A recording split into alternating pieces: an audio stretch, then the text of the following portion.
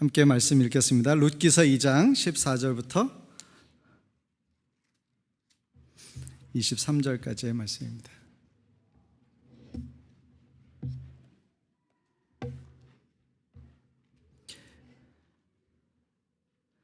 룻기서 2장 14절부터 28절 같이 읽습니다. 시작.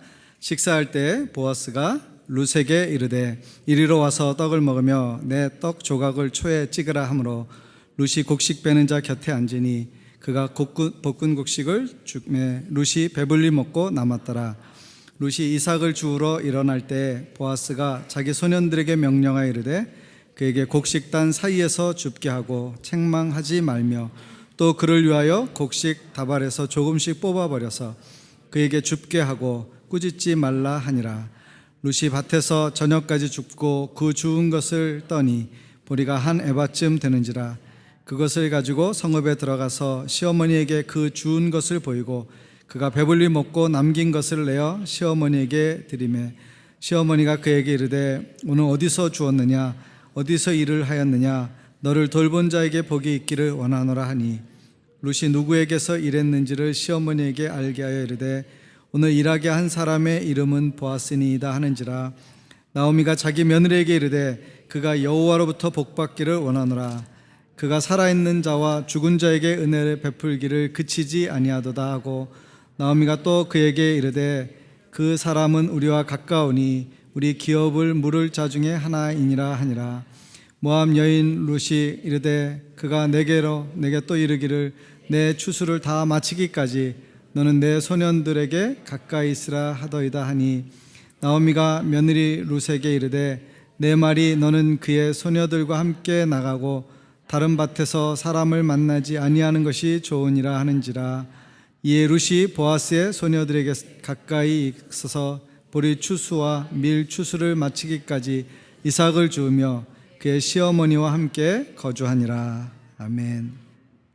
오늘 우리가 룻기서의 네 번째 말씀입니다. 첫 번째 메시지는 모든 인생에는 고난이 있다라는 메시지였고요. 두 번째 메시지는 선택은 결과를 낳는다라는 것이었고 세 번째 메시지는 사람의 우연도 하나님의 필연입니다라는 제목이었습니다. 오늘은 네 번째로 소망은 절망을 이깁니다라는 제목으로 같이 말씀을 나누고자 합니다. 인생을 사는 동안에 가장 큰 두려움은 절망하는 것이고 가장 큰 힘은 소망을 갖는 것이라고 할 수 있습니다. 그래서 에릭 프롬은 말하기를 인간은 누구나 다 소망의 존재다 이렇게 정의했습니다. 소망을 가지면 사람들은 어려움 가운데도 살 수 있지만 편안하고 아니래도 자기 인생 가운데 더 이상 기댈 것이 없다라고 하는 절망적인 소리를 듣게 되면 그때부터 사람은 끝없이 추락하게 되어진다라고 하는 것입니다. 소망을 가진 사람들은 생기 있고 힘이 나지만 절망을 가진 사람들은 인생의 모든 것을 잃어버린 표정과 마음의 자세를 갖게 되어진다라고 하는 것입니다. 그래서 마틴 루터는 말하기를 소망은 강한 용기요 새로운 의지다 이렇게 말했습니다. 우리가 강한 용기와 새로운 의지를 갖게 되는 것이 우리의 삶에 소망이 있을 때, 그 약속을 붙잡았을 때입니다. 그런데 우리의 인생 가운데는 절묘하게 소망과 절망의 시간들이 있는 것을 보아집니다. 그래서 어떤 사람도 어느 한쪽으로만 치우친 인생을 살지는 않습니다. 다시 말하면 우리가 인생의 고난과 역경을 만난다 할지라도 우리 인생 안에는 하나님이 은혜로 베풀어 주시는 소망이 있다라고 하는 것입니다. 무엇보다도 그리스도인에게는 하나님으로 말미암는 소망이 우리를 살게 한다는 것을 기억하시기를 바랍니다. 그러므로 소망으로 여러분이 어떤 삶의 자리에 있든지 이기시고 하나님 앞에 영광을 돌리시고 복된 삶을 살아가시기를 주님의 이름으로 기원합니다. 오늘 함께 읽은 이야기는 그런 거예요. 나오미와 룻이 처음에 모압에서 돌아왔을 때만 해도 비참한 삶의 자리에 있었습니다. 이름을 나오미라 히락이라고 부르지 말고 쓰다, 인생의 쓴맛을 보고 있다. 그래서 마라라고 나를 불러라 그렇게 말하는 심정이었습니다. 그들은 또 고향에 돌아왔지만 형편이 여의치 않아서 남의 밭에 가서 이삭을 줍어서 생명을 연장해야 했습니다. 이삭을 줍는 것은 그 유대인들 사이에 있어서 가난한 자들을 보호하는 일종의 사회보장제도였습니다. 그러나 그것이 결코 유쾌한 자리는 아니었습니다. 그렇지만 그들은 그것을 통해서라도 자신들의 지금의 자리에서 삶을 이어가고 있었던 것입니다. 그래서 이 룻이 그 시어머니에게 허락을 받고 밭에 나가서 이삭을 줍는데 그곳에 하나님의 은혜가 있었습니다. 왜냐하면 그가 찾아간 밭이 일부러 알고 가지 않았지만 보아스라는 사람의 밭이었고, 그 보아스가 또 마침 자기의 성읍에서 자기 밭에 추수하는 사람들을 보려고 왔다가 이 룻을 극적으로 만나게 되었던 것입니다. 보아스가 룻에 대해서 소문을 들었기 때문에 그를 칭찬하고 인정하면서 그에게 호의를 베풀어 줍니다. 그래서 자기 밭에서 줍게 하고 그 다음에 먹을 물도 거기서 마시우라 이렇게 말합니다. 식사 때가 되었습니다. 오늘 본문을 시작할 때 그들이 함께 식사할 때 보아스가 룻에게 빵을 내어줍니다. 여러분, 이것은 그냥 우리가 그 사람들을 그 문화적 상황 가운데서 이해하지 않기 때문에 가능한 것이지, 밭의 주인이 자기 밭에 와서 이삭을 줍는 사람을 함께 식사 자리에 초대한다는 것은 그렇게 일상적인 일이 아니었던 것입니다. 뿐만 아니라 그가 친히 자기의 음식을 떼어서 그에게 나누어 주었습니다. 그리고 그에게 그 딱딱한 빵을 찍어 먹을 수 있는 초를 주었어요. 무슨 초를 주었는가 혼자 상상해 봤을 때 그건 틀림없이 발사믹이었을 것이다. 그래서 그 딱딱해진 빵을 한번 찍어서 좀 부드럽게 한 다음에 사람들이 먹을 수 있었던 거예요. 그래서 그렇게 호의를 베풀어 줍니다. 그리고 그에게 볶은 보리, 즉 음식으로 먹을 수 있는 보리를 내어서 그에게 주어서 룻이 그 배고픈 상황 가운데서 그것을 먹고 배불렸으며 그 배부른 상태에서도 남을 만큼 넉넉하게 준 것을 받았던 것입니다. 또 보아스가 룻에게 그렇게 말합니다. 여기서 주울 때 다른 데 가지 말 뿐더러 이곳에서 주우라. 그리고 자기의 집에서 일하는 사람들에게 그렇게 당부합니다. 걸리적거리더라도 절대로 잔소리하거나 짜증내지 말고 이 룻에게는 곡식 단 사이에서 줍게 하라. 바로 곡식을 뱄을 때가 제일 많이 떨어지잖아요. 그래서 주울 수 있는 기회를 훨씬 많이 주는 것입니다. 심지어는 뭐라고 말하냐면 종들에게 가면서 조금씩 뽑아서 슬슬슬슬 떨어뜨려 줘라. 왜요? 가난하고 어려운 사람에게 갑자기 호의를 베풀었을 때 때로는 그의 마음이 그것 때문에 상할 수도 있잖아요. 근데 보아스는 세밀하게 그런 것들을 생각해서 그의 감정적인 것들을 다치지 않게 하면서 그를 충분히 돕게 하기 위해서 그에게 그렇게 하도록 기회를 주고 또 자기에게 일하는 사람들에게 부탁했던 것입니다.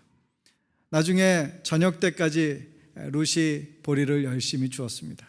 그리고 탈곡하는 사람들에게 가서 그것을 탈곡했어요. 성경에 떠니 이렇게 표현됐는데 그것은 탈곡했다는 거예요. 탈곡해서 보니까 한 에바쯤 되었더라. 근데 한 에바 그러면 우리는 개념이 없잖아요. 근데 한 에바는 오늘날의 도량형으로 말하면 22리터 정도 되는 거예요. 22리터.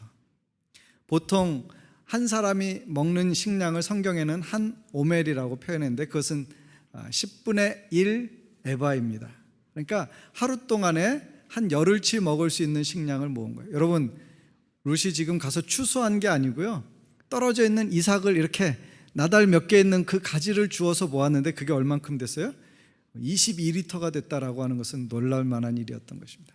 그래서 그걸 가지고 자기 어머니 나오미에게 갑니다. 나오미가 룻이 돌아오는데 보니까 표정도 달라졌을 것이고 또 그가 내어놓는 것을 보니까 볶은 보리를 내어놓는 거예요. 어디서 밥을 먹었다는 얘기거든요. 그 배고픈 상황 가운데에서 겨우 곡식을 주스러 간 사람이 음식을 내어온다라고 하는 것은 누군가 특별하게 그를 배려했다라는 것을 알 수 있습니다. 또 이 룻이 가져온 자루를 보니까 어때요? 이게 보통 사람들이 평상시에 이삭을 주스러 갔을 때 가져올 수 있는 그런 양이 아니었던 것입니다. 그래서 어떻게 해요? 나오미가 막 속사포처럼 질문을 쏟아붓습니다. 평상시 같았으면 아마 그냥 자루 주워왔을 때 수고했네, 힘들었지 이렇게 말했을 것을 오늘 어느 밭에 갔었냐, 누구를 만났었냐, 누가 이렇게 호의를 베풀었느냐, 막 연속적인 질문을 쏟아냅니다. 그때 룻이 어떻게 설명해요? 오늘 내가 누구 밭에 갔는지 아세요? 내가 어디 갔는지 아세요? 내가 그 사람 이름을 알려드릴게요. 그 사람이 바로 보아스입니다. 사실 룻은 보아스가 누군지 잘 알지 못했을 것입니다. 그런데 나오미는 보아스에 대해서 훨씬 더 잘 아는 사람이었어요. 왜냐하면 이 보아스가 자기 남편 엘리멜렉의 친족 중에 한 사람이었고 그 그것도 멀지 않은 친척의 한 사람이었기 때문입니다. 근데 나오미의 마음 가운데 한 가지 번뜩 스치는 생각이 있었어요. 그것은 이삭을 주어서 먹는 삶의 자리에 있었지만 하나님께서 이스라엘 공동체 가운데 주신 사회적인 보장제도, 즉 고엘이라고 하는 것을 생각했던 것입니다. 고엘이라는 것은 한국말로 번역하면 기업 물을 자라는 것입니다. 기업 물을 자. 이 기업 물을 자라는 개념이 유대에 있었던 것이기 때문에 우리에게 익숙하지 않을 수 있습니다. 이것은 누구냐면 오늘날로 말하면 후견인 제도와 같이 어떤 사람이 어려움과 곤경에 처하게 됐을 때 그것을 대신하여 주는 가장 가까운 친척이 책임이 있다는 것이고, 그가 그것을 자원함으로 감당할 때는 그것을 통해서 원래 어려움에 빠졌던 사람들이 그 위기를 극복할 수 있도록 도와주는 거예요. 돈이 없으면 사람들은 땅을 팔았고, 그래도 안 되면 자기 몸을 종으로 파는 일들이 있었습니다. 그런데 기업 물을 자가 있으면 그 땅을 다시 사서 돌려준다든지, 그 노예된 상태에 있는 사람들을 다시 풀어 자유케 한다든지, 또 그가 져야 할 법적인 책임을 대신해 주는 그런 것이 있었어요. 그것은 그 집안 가운데 행해야 될 하나님께서 주신 공동체 안에서의 사회보장제도였던 것입니다. 남편을 잃은 여인들이 자식들과 함께 살아갈 수 있는 방도가 없을 때 하나님께서 이스라엘 백성 가운데는 고엘 제도를 통해서 그들을 책임져 주시도록 했던 것입니다. 그 일이 나오미의 마음 가운데 생각이 난 거예요. 야, 보아스가 있었지. 그런데 보아스를 그냥 밥 먹던 자리에서 생각한 게 아니고요, 지금 어떤 입장에서 생각한 거예요? 보아스가 자기 며느리 룻에게 오늘 행한 일들을 보니까 이 모든 일 가운데서 하나의 소망의 싹을 발견하게 된 것입니다. 아, 이 일이 잘 되어진다면 이 일을 통해서 우리의 무너졌던 가정이, 실패와 낭만 가운데 있는 우리 가정이 다시 설 수 있겠구나, 그런 희망을 갖게 된 것입니다. 그래서 룻에게 뭐라고 말해요? 다른 밭으로 가지 말고, 그 다음에 다른 사람들하고 함부로 어울리지도 말고 자신을 잘 관리하고 또 그 밭에서만 이삭을 줍도록 그렇게 권면해 줍니다. 왜냐하면 이 룻은 모함 여인이었기 때문에 유대인 중에서 쉽게 눈에 띌 수 있고요, 다른 사람들에게 혹시라도 다른 문제로 말미암아서 불미스럽게 이름이 거론되어지는 그런 나쁜 소문 나는 것이 원치 않았기 때문에, 그래서 어떻게 해요? 조신하게 잘 있어야 된다. 지금 하나님께서 우리에게 은혜를 베푸실 수 있는 그런 타이밍이라고 하는 것을 이 나오미가 생각했던 것입니다. 그래서 그 소망을 가지고 나오미가 꿈을 꾸게 되어지는 것입니다.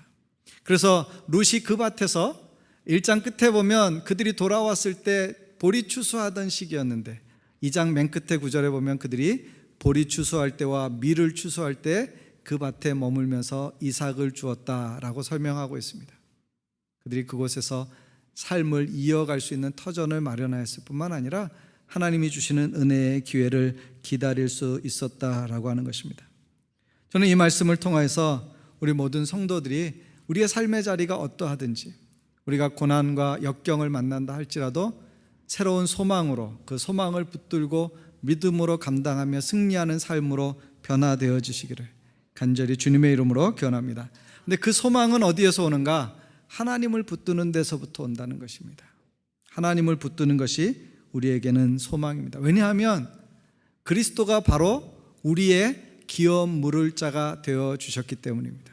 기업 물을 자라고 하는 것은 누군가 져야 할 책임을 대신해 주는 것이에요. 가장 가까운 친척이 그것을 대신해 줘서 그로 하여금 곤경의 자리에서 다시 일어서게 하고 실패의 자리에서 다시 세워질 수 있도록 도와주는 것입니다. 그런데 예수께서 우리를 위하여 십자가를 지신 것은 에베소서 1장 7절의 말씀처럼 구속 곧 죄사함의 은혜를 주신 것입니다. 구속의 은혜는 뭐냐? 구속이라는 성경의 단어는 바로 대가를 지불하여 몸을 사다라는 의미를 담고 있습니다. 신약의 제도에서 보면 노예들을 자유롭게 해주는 한 가지 방법이 있어요. 그건 뭐냐면 노예 대가, 몸값을 지불하고 그 노예에게 당신은 자유입니다 라고 선언해 주는 거예요. 근데 노예는 돈이 없어서 노예가 된 것이기 때문에 누군가 그 몸값을 지불해 줄 때에만 그렇게 될 수 있어요. 그런데 우리는 그리스도 바깥에 있을 때 죄로 말미암아 죽은 사람이었고 아무런 소망이 없는 사람이었습니다. 그 죄의 대가는 뭐냐면 죄 없는 자의 죽음이었습니다. 우리 스스로 감당할 수 없는 것이었어요. 그때 예수께서 십자가를 지심으로 우리에게 구속 곧 죄사함의 은혜를 베풀어 주셨던 것입니다. 룻이 기업물을 자를 통해서 그의 인생의 새로운 소망을 발견할 수 있었던 것처럼 우리는 그리스도 안에서 하나님이 주시는 영원한 소망을 그리스도 안에서 발견하고 그것을 소유하게 되었다라고 하는 것입니다. 그래서 디모데전서 6장 17절에서 바울은 이렇게 권고하고 있습니다. 같이 읽겠습니다. 시작. 정함이 없는 재물에 소망을 두지 말고 오직 우리에게 모든 것을 후히 주사 누리게 하시는 하나님께 두라. 우리의 소망을 누구에게 두라고요? 하나님께 두라고 말합니다. 시편 146편 5절에서 다윗은 이렇게 고백합니다. 같이 읽습니다. 야곱의 하나님을 자기의 도움으로 삼으며 여호와 자기 하나님에게 자기의 소망을 두는 자는 복이 있도다. 하나님께 소망을 두고 하나님을 의지하는 자가 복이 있다는 것입니다. 왜냐하면 하나님은 우리의 모든 연약함과 부족함을 메우시고도 남을 만한, 우리의 모든 약함과 더러움을 씻고 우리를 새롭게 하실 수 있을 만한, 우리의 인간적인 실수와 실패의 자리에서 다시 일으켜 세우실 수 있을 만한 크고 놀라우신 하나님, 능력의 하나님이시기 때문입니다. 그러므로 시편 143편 4절부터 6절의 말씀 우리가 한번 읽어보기 원합니다. 시편 143편 같이 읽습니다. 시작. 그러므로 내 심령이 속에서 상하며 내 마음이 속에서 참담하니이다. 내가 옛날을 기억하고 주의 모든 행하신 것을 읊조리며 주의 손이 행하는 일을 생각하고 주를 향하여 손을 펴고 내 영혼이 마른 땅같이 주를 사모하나이다. 4절 말씀 뭐냐면요, 내 심령이 속에서 상하고 내 마음이 내 속에서 참담하다. 이것은 아주 극한 절망의 자리를 상징하고 표현하는 것입니다. 그때 무엇을 향하는가? 6절에 보면 주를 향하여 손을 펴고 내 영혼이 마른 땅같이 주를 사모하나이다.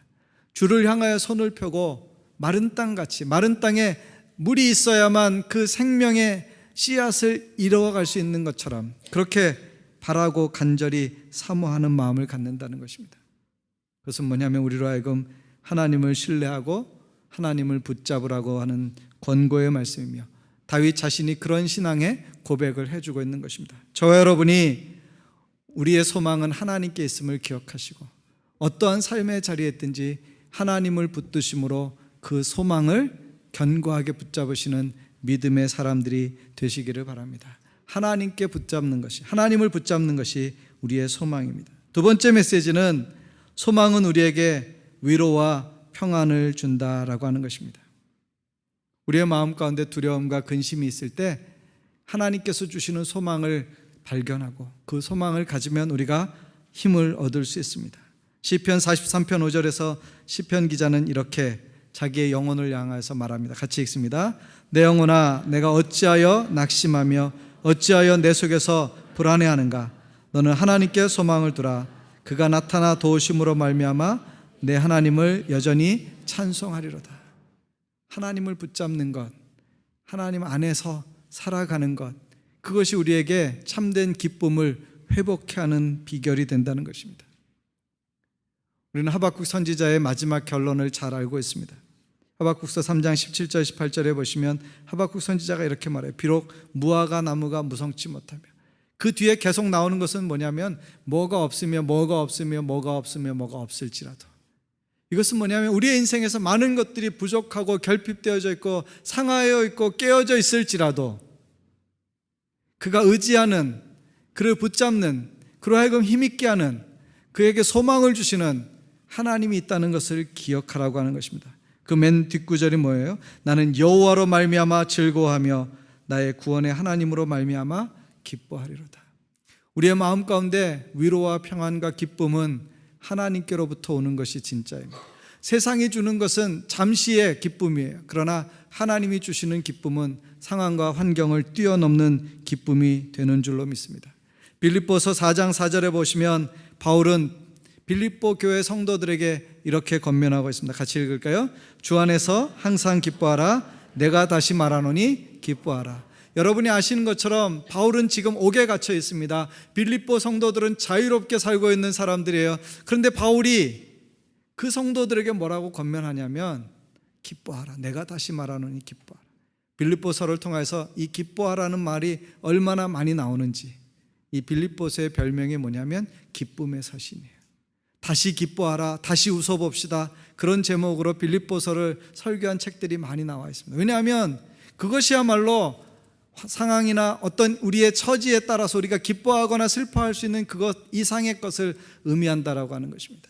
그것은 하나님 안에서 우리가 기뻐할 수 있게 되어진다라고 하는 것입니다.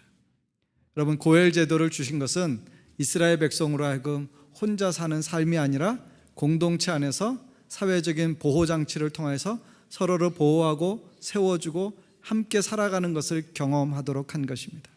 우리가 그 은혜로 말미암아 구원받았을 때 우리는 그리스도 안에서 오늘 교회로 함께 주님을 섬기는 것입니다. 우리 모두는 다 하나님의 은혜 안에서 거듭난 사람이 되었어요. 하나님의 은혜가 우리 각 사람에게 있습니다. 또한 하나님의 은혜는 우리 공동체 가운데 있어요. 하나님이 주시는 기쁨과 위로는 우리 개인으로도 경험할 수 있어야 되지만 우리 공동체 안에서 때로 어려움과 고난을 만나고 있는 지체들을 향한 하나님의 사랑의 위로를 통해서 우리가 함께 그것을 경험하는 것입니다.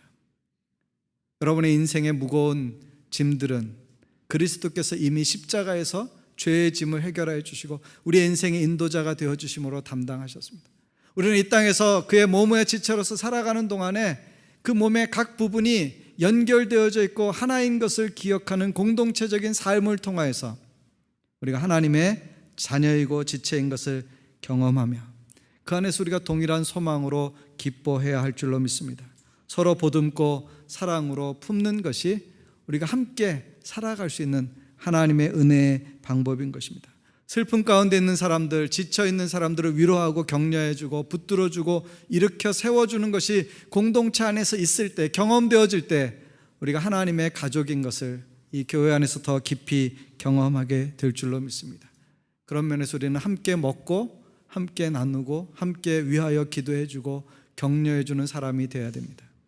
먹는 건 굉장히 중요한 이슈 중에 하나예요. FBC 교인들이 우리 교회를 향하여서 놀라워하는 것 중에 하나가 매주 엄청난 것을 먹고 있다는 사실이에요. 본인들은 그냥 작은 접시 하나에 놓고 이렇게 쿠키 하나 먹거나 말거나 이러는데 그분들이 간혹 부엌에 가서 보시면 여기에도 빵이 있고 저기에도 있고 저 밑에도 있고 저 위에도 있고 근데 그게 한 번만 먹는 게 아니라 매주 먹는 거예요. 어느 교회에 그런 표어가 있다고 그러더라고요. No eating, no meeting. 먹는 게 없이는 모임이 없다, 이런 말이래요. 한국 사람들은 특별히 먹는 거 굉장히 잘하고요, 또 자주 하고요. 근데 사실은 그것이 공동체로서 굉장히 중요한 거예요. 여기 함께 먹는다라고 하는 것은요, 단지 음식을 먹는 것만을 의미하는 것이 아닙니다. 우리가 흔히 밥상 공동체라는 말을 써요. 그럼 식구가 뭐죠? 식구? 여러분 집에서 같이 숟가락 놓고 밥 먹는 사람이 식구예요. 근데 식구가 되면 어때요? 한 집에 사는 식구는 우리가 훨씬 더 감정적으로 친밀할 뿐만 아니라 우리가 여러 가지 면에서 교감이 이루어지고요, 격려하게 되고요, 사랑하게 되어지는 것을 경험합니다. 우리는 그리스도의 가족이고요, 함께 이곳에서 함께 먹고 함께 마시고 함께 하나님의 나라를 이루어가는 사람인 줄로 믿습니다. 우리 가운데 어떤 사람도 혼자 외로워하거나 혼자 어려워하거나 혼자 고난받지 않도록 우리가 서로 돌아보고 사랑하고 격려해 주는 것이 필요합니다. 그래서 먼저 믿은 사람들이, 직분을 받은 사람들이, 더 오랫동안 신앙생활 하셨던 분들이 그런 면에서 모범이 되어서 어려운 사람, 이제 처음 온 사람, 아직 신앙의 깊이가 없는 사람들을 그렇게 위로해주고 격려해주고 붙들어주고 함께 하나님의 나라를 이루어 갈 때 우리 안에 진정한 공동체, 위로의 공동체, 소망의 공동체가 이루어질 수 있는 줄로 믿습니다. 세 번째는, 마지막 메시지는 소망은 믿음의 인내로 이루어진다라고 하는 것입니다. 소망은 믿음의 인내를 가질 때 성취되어집니다. 히브리서 11장 1절 말씀은 우리에게 믿음에 대한 위대한 정의를 해주고 있어요. 그건 뭐죠? 믿음은 바라는 것들의 실상이며 보지 못하는 것들의 증거입니다. 우리가 소망을 갖고 있을 때 그 소망은 내 눈에, 내 손에 보이거나 쥐어져 있는 것이 아닐 수 있습니다. 그때 우리가 믿음을 가지면 어떻게 돼요? 그 소망이 성취되어지는 거예요. 그런데 하나님께서 우리에게 주신 소망은 사람이 말해서 주는 위로와 소망과는 다른 것입니다. 사람은 어때요? 늘 좋은 말로 말할 수 있습니다. 그러나 사람의 말은 스스로 지킬 수 없는 경우들도 있습니다. 사람들은 스스로 자기의 말로 다른 사람들에게 어떤 것을 약속하지만 그것을 성취할 수 있는 능력이 부족할 수도 있어요. 그런데 하나님은 성경에서 분명하게 말하기를 하나님은 사람이 아니시기 때문에 그냥 함부로 말씀하시는 분, 공치사 하시는 분, 약속하고 안 지키시는 분이 아니라 하나님은 말씀하신 것을 지키시는 신실하신 하나님, 성실하신 하나님인 줄로 믿습니다. 그렇기 때문에 우리가 사람의 말에 의존하는 것이 아니라 하나님께서 주시는 말씀을 붙들을 때 그 말씀 안에서 주시는 그 약속이 우리의 삶 가운데서 실현되어지는 것을 보게 될 줄로 믿습니다. 그 약속을 길이 참아 기다리며 인내하시는 저와 여러분이 되실 수 있기를 바랍니다. 로마서 12장에서 바울은 박해 가운데 있는 로마의 교인들에 의해서 이렇게 권면합니다. 같이 읽을까요? 소망 중에 즐거워하며 환난 중에 참으며 기도에 항상 힘쓰며. 어려운 속에 있을 때 어떻게 해요? 소망을 가지고 기뻐하라는 거예요. 왜요? 우리는 지금이 바닥이 아니고요, 지금이 끝이 아니라고 하는 거예요. 가장 좋은 것은 아직 우리에게 오지 않았습니다. 하나님의 영원한 나라가 있습니다. 뿐만 아니라 이 땅을 사는 동안에 하나님의 위로와 약속을 가지고 있다는 사실을 기억하시면서 여러분이 인내하시고 기도하시며 하나님의 은혜 앞에 머무실 수 있기를 바랍니다. 소망의 인내를 가지고 약속한 것을 받을까지 길이 참는 저와 여러분이 되시기를 바랍니다. 오늘 말씀을 맺습니다. 로마서 15장 13절의 말씀을 저와 여러분이 마음에 두시기를 바랍니다. 같이 한번 읽겠습니다. 시작. 소망에 하나님이 모든 기쁨과 평강을 믿음 안에서 너희에게 충만하게 하사 성령의 능력으로 소망에 넘치게 하시기를 원하노라. 하나님은 소망의 하나님이신데 그 하나님이 성령으로 우리 각 사람 안에 소망이 넘치게 하시기를 원한다. 여러분, 지금 좋지만 앞으로 안 좋을 것을 예상하는 인생과 지금 어떠한 형편에 있든지 더 좋아질 것을 기대하는 인생은 다른 인생이 될 것입니다. 하나님께서 우리에게 소망을 주십니다. 성령이 여러분 안에 하나님의 약속을 더 분명하게 깨닫게 하심으로 그 소망이 넘치는 역사가 일어나서 그 소망을 붙들고 남은 생에 믿음으로 승리하며 살아가시고 주의 나라 이룰 때 영광 중에 주를 만나는 우리 모두가 되시기를 주님의 이름으로 기원합니다. 같이 기도하겠습니다. 시간에 기도할 때 하나님, 우리 안에 하나님의 소망을 더욱 견고하게 붙들게 해주시고 소망이 넘치게 하여 주셔서 하나님 이 땅을 사는 동안에 어떠한 삶의 자리에 있든지 흔들리지 않는 견고한 그런 소망을 붙든 하나님의 자녀로서의 삶을 살게 해주십시오. 하나님, 우리 공동체가 그 소망을 이루어가게 해주시고 그 공동체를 통해서 하나님의 기쁨이 우리 각 사람에게 충만하게 역사하게 하여 주옵소서. 이렇게 합심하여 같이 기도합니다. 하나님 아버지 감사합니다. 이 시간에 기도하는 것은 하나님의 은혜가 우리 각 사람의 삶 가운데 임하고 또 우리 공동체 가운데 있어서 하나님, 우리가 어떠한 삶의 자리에 있든지 때로 우리가 고난과 역경과 좌절을 만난다 할지라도 그 가운데 살아계신 하나님의 은혜를 바라보고 하나님을 향한 견고한 믿음과 소망으로 이기게 하여 주시기를 간절히 바라옵고 원합니다. 하나님, 우리의 마음 가운데 두려움과 근심이 있을 때 하나님, 그것 때문에 우리가 넘어지지 않게 하여 주시옵소서. 엎드려 있지 않게 해주십시오. 하나님 앞에 나아가게 하여 주시고 주를 바라보게 하여 주시고 주를 의지하게 하여 주시기를 원합니다. 하나님, 우리 안에 하나님께서 넘치는 소망을 날마다 허락하여 주옵소서. 성령으로 하나님의 약속을 깨닫게 하여 주시고 말씀을 붙들게 하시고 믿음으로 살게 하여 주셔서 아버지 하나님, 소망 가운데서 모든 것을 감당하고 마침내 하나님께서 주시는 가장 영광스러운 축복의 날을 맞이하는 저희들이 될 수 있도록 인도하여 주시옵소서. 절망을 이기는 소망을 우리에게 허락하여 주시옵소서. 아버지 하나님, 어떠한 무게에 어떤 삶의 어려움일지라도 그것이 우리의 삶에 아버지 절망을 주는 것이 되지 않게 하여 주시고 예수 안에 있는 소망, 하나님의 은혜의 축복을 기억하고 기대하는 믿음의 사람들 되게 하여 주시옵소서. 살아계신 아버지, 우리의 인생 가운데 고난과 역경을 만난다 할지라도 스스로 마음 가운데 근심하고 낙심하는 일이 있다 할지라도 살아계신 하나님, 우리를 사랑하시며 약속하신 것을 이루시고 신실하신 그 하나님을 우리가 바라보게 하여 주시옵시고 하나님을 의지하는 믿음으로 살게 하여 주시옵시고 소망 가운데 살아가는 우리 모두가 되도록 역사하여 주시옵소서. 아버지 하나님, 우리의 인생의 주인은 하나님이십니다. 우리보다 우리를 더 잘 아시고 우리의 걸음을 인도하시는 분은 하나님이십니다. 하나님, 우리가 우리 스스로에 매여 있지 않게 하여 주시고 하나님을 붙들므로 소망 안에서 위로받고 힘을 얻게 하여 주시옵소서. 하나님, 우리 공동체가 우리 서로에게 그렇게 기댈 언덕, 함께 보듬어주고 품어주고 안아주고 함께 손잡아주고 일으켜주는 믿음의 공동체, 소망의 공동체 되게 하여 주셔서 함께 주님을 섬기는 기쁨을 맛보고 그 축복을 누리게 하여 주시옵소서. 예수님의 이름으로 축복하며 기도합니다. 아멘.